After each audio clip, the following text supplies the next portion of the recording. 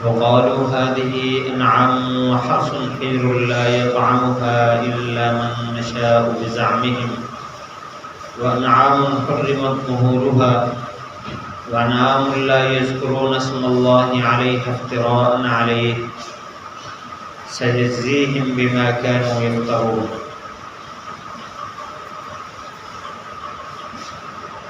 اور وہ کہتے تھے کہ یہ جانور اور یہ کھیتی ممنوع ہے، اس کو نہیں کھا سکتا مگر وہ جس کو ہم چاہیں اپنے گمان کے مطابق، اور کچھ جانور ان کی پیٹھ پر سواری کرنا حرام کر دیا گیا، اور کچھ جانور کہ ان پر اللہ کا نام نہیں ذکر کرتے تھے، اللہ پر جھوٹ گڑھتے ہوئے۔ ان قریب اللہ تعالیٰ ان کو بدلہ دے گا ان باتوں کا جن کو یہ گھڑ رہے۔ اس رکوع میں زیادہ تر اللہ تعالیٰ نے مشرکین کے شرکیہ افعال کا تذکرہ فرمایا۔ پچھلی آیت سے پہلے والی آیت میں یہ بات فرمائی تھی کہ انہوں نے اپنے مال کی دو طرح کی نظریں نیازیں انہوں نے متعین کر رکھی تھی، اللہ کی نظر و نیاز بھی مانتے تھے اور اللہ کے غیر شرکاء کی بھی، اور ظلم یہ تھا کہ جو اللہ تعالیٰ کا حصہ ہے وہ بھی بت کے نام پر چلا جاتا تھا، اور جو بت کے نام کا حصہ تھا اس کو اتنا اہمیت دیتے تھے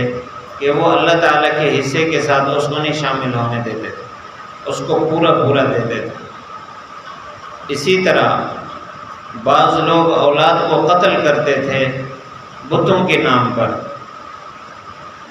اور یوں اپنے آپ کو ہلاک کرتے، دین کو خلط ملط کر دیتے۔ اس آیت میں چند اور ان کی شرکیہ افعال اور مشرکانہ ان کی رسومات اس کا تذکرہ فرمایا۔ انہوں نے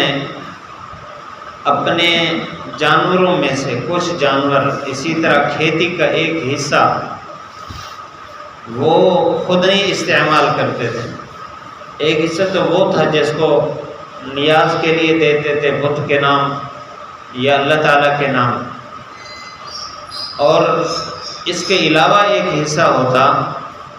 یہ کہتے کہ یہ ممنوع ہے، اس کا دودھ ہم نہیں پی سکتے، اس پر سواری ہم نہیں کر سکتے،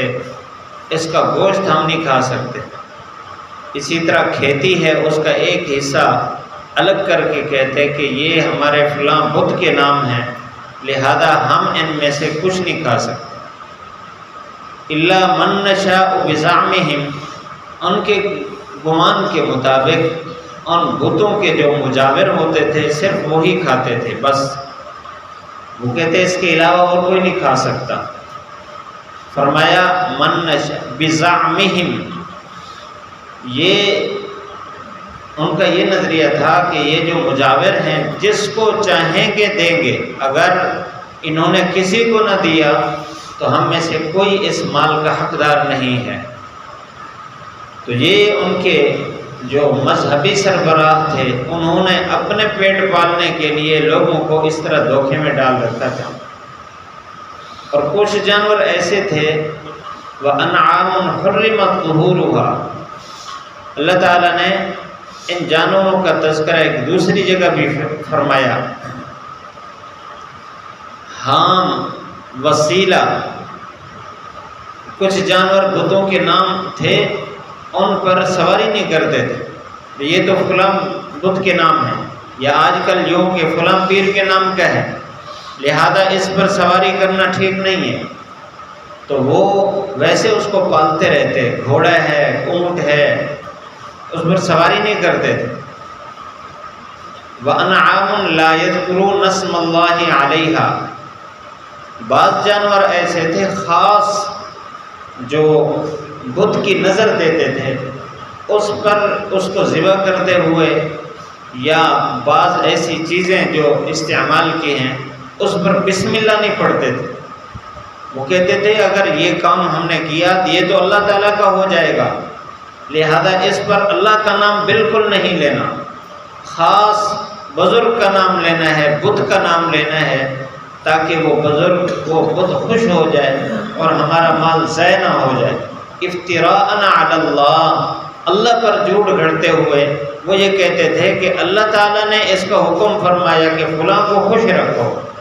اگر تم نے ناراض کیا تمہارا نقصان ہو جائے گا۔ جس طرح آج بھی بعض جاہل یہ تصور رکھتے ہیں کہ فلاں دن اگر فلاں بزرگ کے نام کا دودھ نہ دیا تو بھینس مر جائے گی، بزرگ اس بھینس کو مار دیں گے، یا ہمارے کاروبار کا نقصان ہو جائے گا اگر فلاں بزرگ کے نام کا ہم نے صدقہ نہ دیا۔ تو یہ اس بزرگ پر بھی ایک بہت بڑا بہتان ہے، گویا بزرگ ان کی نہ دینے پر اتنا لالچ میں اتنا غصے میں آ جاتا ہے کہ ان کے حق بھی کھا جاتا ہے، یہ جھوٹ ہے۔ اسی طرح افتراء علی اللہ کا یہ مطلب بھی ہے کہ وہ اس کی نسبت اللہ تعالیٰ کی طرف کرتے کہ اللہ تعالیٰ نے اس بات کا حکم فرمایا ہے کہ اس کو راضی رکھو، بس اگر اس کو راضی رکھا تب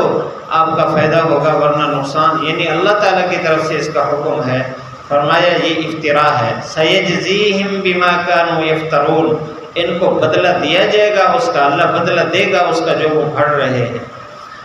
عموماً مفسرین فرماتے ہیں کہ جتنے بھی باطل عقائد اور نظریات ہیں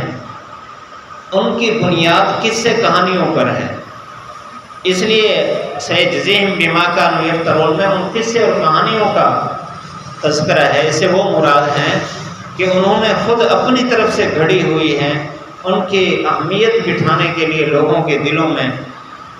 بعض یہ کہتے ہیں کہ یہ جو بزرگ ہے یہ بہت پہنچا ہوا ہے، یہ لوگوں کے مسائل حل کرتا ہے، ان کو اولاد دیتا ہے، بیٹے اور بیٹیاں دیتا ہے، اور اس کے ساتھ ساتھ جب بیٹیاں اور بیٹے ہو جائیں تو اس کے بعد پھر ان کے نام کا جانور قربان کرنا پڑتا ہے، ورنہ یہ بچہ مر جاتا ہے، بچتے نہیں ہیں اولاد۔ اور قصے کہانیاں کہ فلاں آدمی نے نیند نظر مانی تھی تو اس کا باپ مر گیا، بیٹا مر گیا، اس کا فلاں مر گیا، اس کے جانور مر گئے، اس کا یہ نقصان ہو گیا۔ تو اس طرح کی باتیں گھڑ گھڑ کے لوگوں کے نظریات خراب کرنا اور ان کی سوچوں کو برباد کرنا کہ جس سے ان کی دنیا بھی برباد ہو جائے آخرت بھی برباد ہو جائے، تو اللہ تعالیٰ اس پر ان کو سزا دے گا۔ اس لیے یہاں ایک سبق بھی ہے کہ قصے کہانیوں پر نہ جائیں، اللہ کی سچی کتاب ہے، اللہ کے رسول صلی اللہ علیہ وسلم کے سچے فرامین ہیں، اس پر ایمان والے کو یقین ہونا چاہیے۔ اس کے علاوہ جتنے سنی سنی باتیں ہیں وہ سب جھوٹ اور فراڈ افتراء ہے، گھڑی ہوئی باتیں ہیں، لہذا ان پر اپنے نظریات کی بنیاد نہیں رکھنی چاہیے۔ اللہ تعالی ہم سب کو عمل کی توفیق نصیب فرمائے۔ وقالوا هذه انعام وحرث حجر لا يطعمها الا من نشاء بزعمهم وانعام حرمت ظهورها وانعام لا يذكرون اسم الله عليها افتراء عليه سيجزيهم بما كانوا يفترون۔ وقالوا هذه، کہتے ہیں کہ یہ جانور وحرث اور یہ کھیتی حجر ممنوع ہے، لا يطعمها نہیں کھا سکتا اس کو، الا من نشاء مگر وہ جس کو ہم چاہیں، بزعمہم ان کے گمان کے مطابق، وانعام اور کچھ جانور حرمت ظہورها حرام کر رکھی تھی سواری کے لیے اس کی پیٹھیں، وانعام اور کچھ جانور ایسے تھے لا یذکرون نہیں ذکر کرتے تھے اسم اللہ اللہ کا نام علیہا اس پر، افتراء علی اللہ اللہ پر جھوٹ گھڑتے ہوئے، سیجزیہم ان قریب بدلہ دے گا ان کو، بما کانوا یفترون، ان قصے کہانیوں کا جن کو یہ گھڑتے تھے۔